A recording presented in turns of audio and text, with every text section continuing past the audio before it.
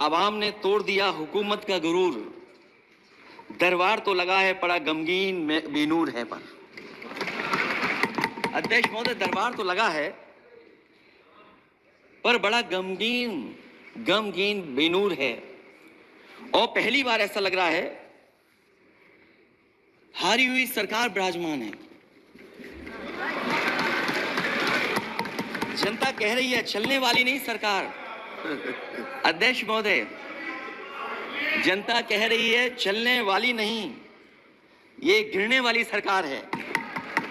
और क्योंकि ऊपर से जुड़ा कोई तार नहीं, नीचे कोई आधार नहीं, अधर में जो है अटकी हुई वो तो कोई सरकार नहीं। दरअसल पूरा इंडिया समझ गया है कि इंडिया ही प्रो इंडिया है। इस चुनाव में इंडिया अलायंस की नैतिक जीत हुई है। ये पीडीए इंडिया की सकारात्मक राजनीति, पॉलिटिक्स जो पॉजिटिव है, पॉजिटिव पॉलिटिक्स की जीत हुई है। ये इंडिया पीडीए की सोशल जस्टिस मुहिम की विक्ट्री है। 2024 का परिणाम हम इंडिया वालों के लिए जिम्मेदारी से भरा पैगाम भी है। और अगर हम यूं कहें अध्यक्ष महोदय कि 15 अगस्त 1947 अगर उपनिवेशिक राजनीति से आजादी का दिन था तो 4 जून 2024 देश के लिए सांप्रदायिक राजनीति से आजादी का दिन रहा। ये सांप्रदायिक राजनीति के अंत और सामुदायिक राजनीति की शुरुआत है। जहां सांप्रदायिक राजनीति का अंत हुआ है वहीं सामुदायिक राजनीति की शुरुआत हुई है। सबसे अच्छी बात हुई ये है कि इस चुनाव में सांप्रदायिक राजनीति की हमेशा के लिए हार हो गई। इस चुनाव के परिणाम ने तोड़ने वाली राजनीति को तोड़ दिया है और जोड़ने वाली राजनीति की जीत हुई है। इस चुनाव में धन छल बल की नकारात्मक राजनीति की शिकस्त हुई है। ये चुनाव जो देश का हुआ, ये सकारात्मक राजनीति का नया दौर शुरू हुआ है। इस बार प्रो कॉन्स्टिट्यूशन वालों की जीत हुई है। हम मानते हैं संविधान ही संजीवनी है, उसी की जीत हुई है। ये संविधान मंथन में संविधान रक्षकों की जीत हुई है। अब ऊपर से नीचे की राजनीति का अंत हो गया है। अब नीचे से जो समाज की जो आवाज उठेगी वही राजनीति का आधार बनेगी।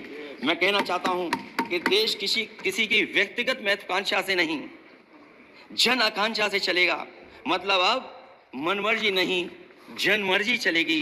इस चुनाव का बड़ा पैगाम यही है। अगर उत्तर प्रदेश की बात ना हो, क्योंकि अध्यक्ष महोदय सबसे बड़ा प्रदेश जहां है उसने हर बार दूसरे दल को समर्थन देकर के सरकार बनाई। मैं उन्हीं लोगों से कहना चाहता हूं कि लोग क्यूटो की फोटो लेकर बनारस की गलियों से लेकर के गंगा जी तक ढूंढ रहे हैं। उनको लगता है जिस दिन मां गंगा साफ हो जाएंगी शायद उस दिन कहीं क्यूटो उसकी गोद में कहीं मिल जाएगा।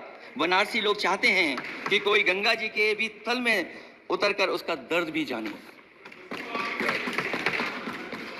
उत्तर प्रदेश की जनता का बस यही आग्रह है कि जिस गंगा जल को हाथ में लेकर सच कहने की कसम खाई जाती है, कम से कम उस गंगा जल से तो झूठ ना बोला जाए।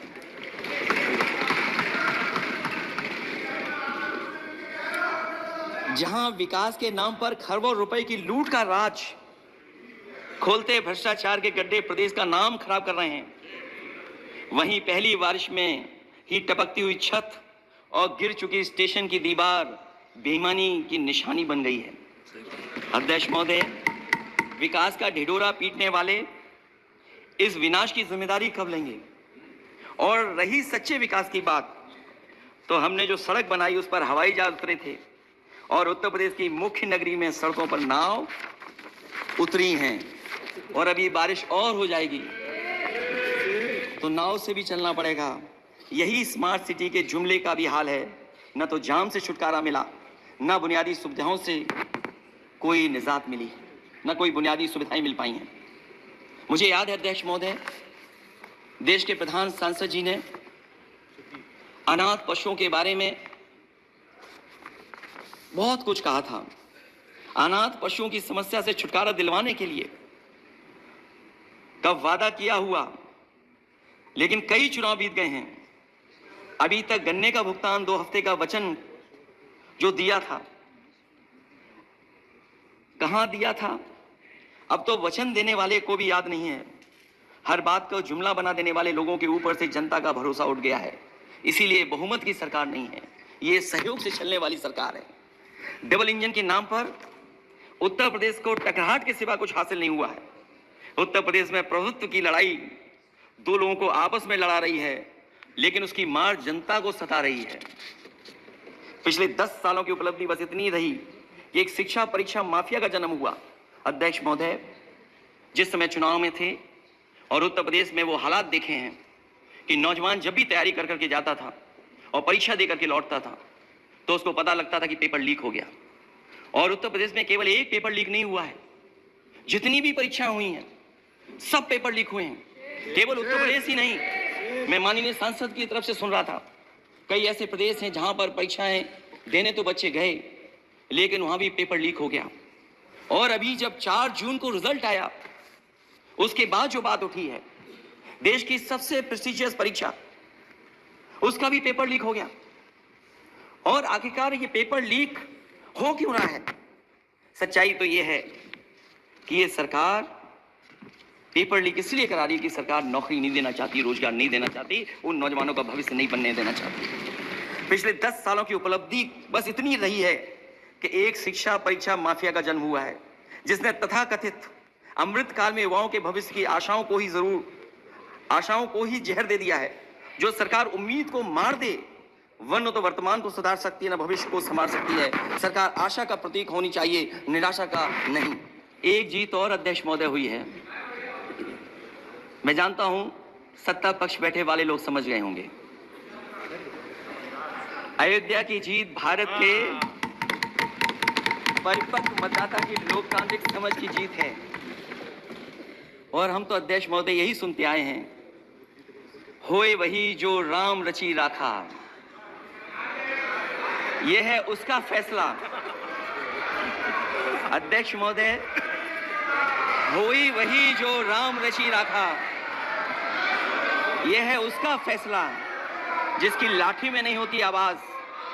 जो करते थे किसी को लाने का दावा, वो हैं खुद किसी के सहारे के लाचार। हम अयोध्या से लाए हैं उनके प्रेम का पैगाम, हम अयोध्या से लाए हैं उनके प्रेम का पैगाम, जो सच्चे मन से करते हैं सबका कल्याण। सदियों में जन जन गाता है जिनके गान, अभय दान देती जिनकी मंद मंद मुस्कान, मानवता के लिए उठता जिनका तीर कमान। अध्यक्ष महोदय, जो असत्य पर सत्य की जीत का है नाम, उफनती नदी पर जो बांधे मर्यादा के बांध, वो है अवध के राजा पुरुषोत्तम प्रभु राम। हम अयोध्या से लाए हैं उनके प्रेम का पैगाम।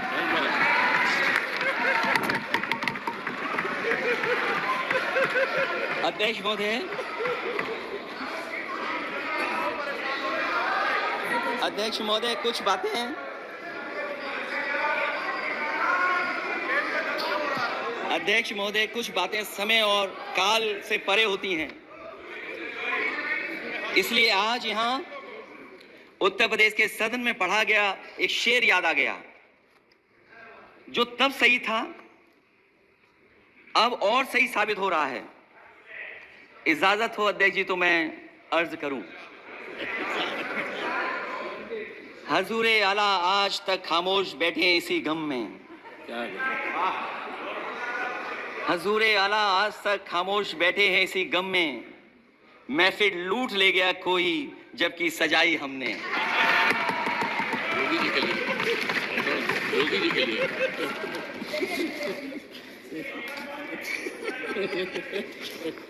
अध्यक्ष महोदय, हमें याद है कि प्रधानमंत्री जी ने बड़े पैमाने पे गांव गोद लिए थे। और सोचिए, अगर देश के प्रधान सांसद अगर किसी गांव को गोद ले लें और उस गांव की तस्वीर न बदले, तो शायद मैं नहीं समझता हूं कि किसी गांव की तस्वीर 10 साल में बदली होगी। मुझे वो गांव जिसको उन्होंने गोद लिया, जो प्रधानमंत्री जी की आदर्श योजना थी उसके तहत जो गोद लिया गया था गांव, वो 5 वर्ष पहले खूब शोर हुआ था कि बनारस शहर की तरह डोमरी में चमचमाने लगेगा एक गांव। हकीकत में कुछ नहीं हुआ।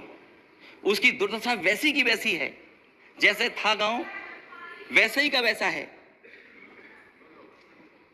टूटी सड़कें, कच्ची पगडंडियां, उखड़े और टूटे हुए ईंट के खंजे, बदहाल हैंडपंप, पावरलूम और पंखे के जाली के कारखाने को आखिर कब तक रफ्तार मिलेगी जो उस गांव में काम होता था, लोग करते थे।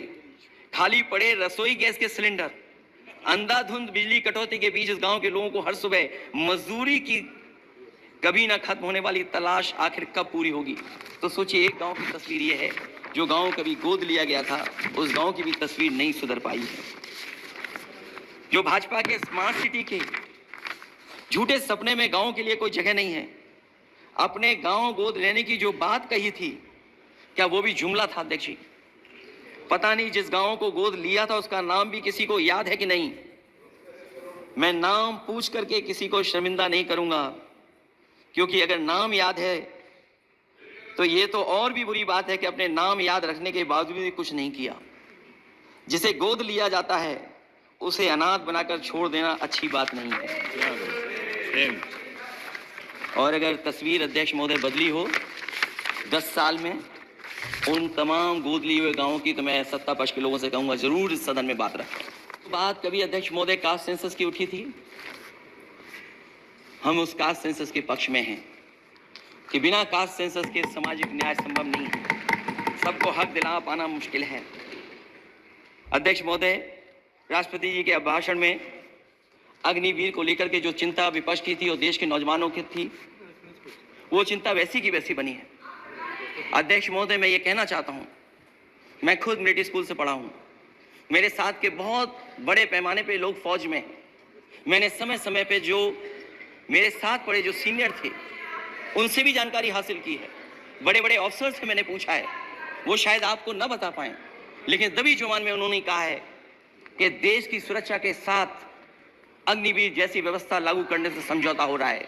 अध्यक्ष महोदय, किसी भी देश की सबसे बड़ी प्राथमिकता अगर कोई है तो वो देश की सीमाओं की सुरक्षा है। अग्निवीर जैसी व्यवस्था से कभी संभव नहीं है। अध्यक्ष महोदय, हम अग्निवीर व्यवस्था को कभी स्वीकार नहीं कर सकते हैं। आज नहीं कल, कल नहीं बाद में, जब कभी भी सत्ता में इंडिया गठबंधन आएगा, अग्निवीर व्यवस्था हमेशा हमेशा के लिए खत्म हो जाएगी। अध्यक्ष महोदय, जिन्होंने कहा कि हम आय किसानों की दोगुनी कर देंगे, आज किसान पूरा देश का देख रहा है कि उसकी आय कहां दोगुनी हो गई।